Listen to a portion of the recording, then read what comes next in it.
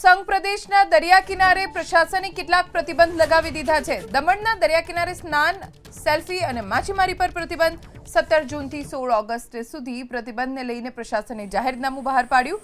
દરિયામાં મોટી ભરતી અને ભારે વરસાદના કારણે પ્રશાસને આ નિર્ણય લીધો છે।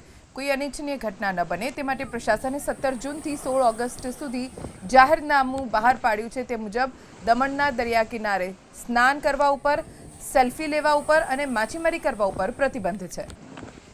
સંઘ પ્રદેશના દરિયા કિનારે પ્રશાસને કેટલાક પ્રતિબંધ લગાવી દીધા છે। દમણના દરિયા કિનારે સ્નાન, સેલ્ફી અને માછીમારી પર પ્રતિબંધ 17 જૂનથી 16 ઓગસ્ટ સુધી પ્રતિબંધને લઈને પ્રશાસને જાહેરનામું બહાર પાડ્યું। દરિયામાં મોટી ભરતી અને ભારે વરસાદના કારણે પ્રશાસને આ નિર્ણય લીધો છે।